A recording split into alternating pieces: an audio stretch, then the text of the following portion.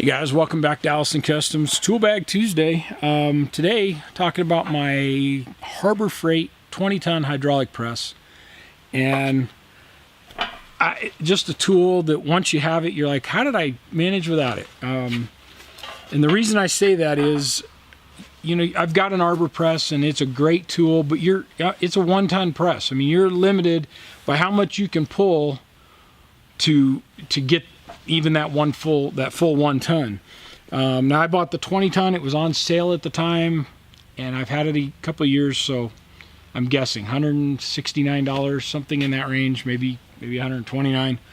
I went back the very next day with another 20% off coupon, and the very first upgrade I made was to change the manual hydraulic 20-ton jack to this air over hydraulic bottle jack.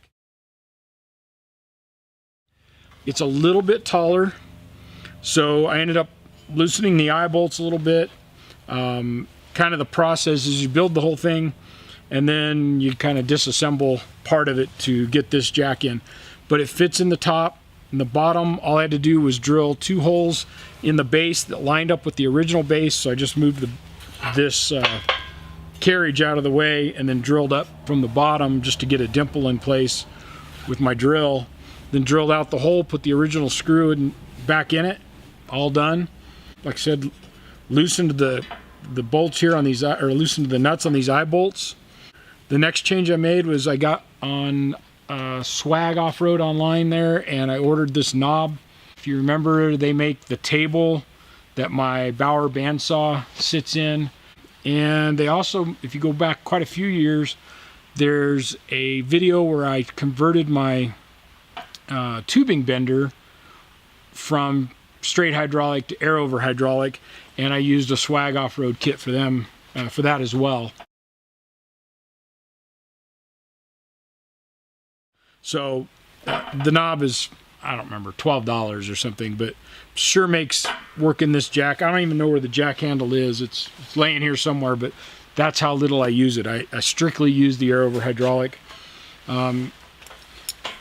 I believe it came with the rubber pigtail. I'm not sure if it came with this valve or if I bought this separate at Harbor Freight, but it's just a switch or pressure switch that you would use like on an air inflator for your tires or for a air sprayer, you know, to clean stuff out. So all I did was put it in line here to use the jack, and then I'm using a 1/4-inch nylon hose from my construction days. These hoses have been around forever, but super durable. It does need 110 to 120 psi, which this little bitty hose has no problem bringing over here, but you're not using a ton of air as far as the quantity.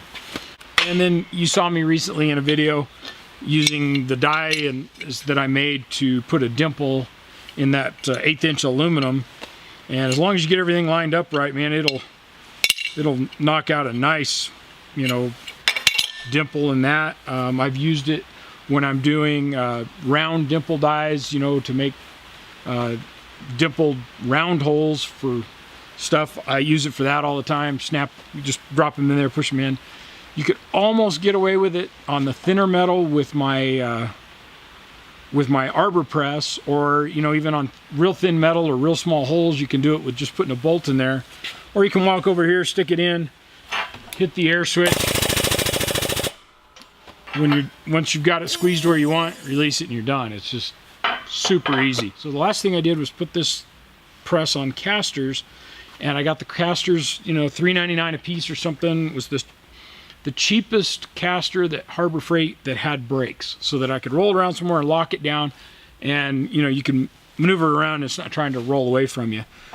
In honesty, it sits here most of the time, but at least when I do want to move it, or if I want to clean from behind it, it's a matter of rolling it out of the way, not pushing and lifting and all that. So I've been very happy with it. I will go ahead and put you a link on there in the notes there for the Harbor Freight stuff, but every piece of it came from Harbor Freight, and I've had no problems. And there's a lot of videos out there if you guys want to look on different conversions people have done and really souped them up. But the best thing I can tell you is spend the money on the press, then turn around and buy the air over hydraulic jack, which costs almost as much as the press, but man, it makes a difference. So that's my Tool Bag Tuesday for you. Have a great day. We'll see you.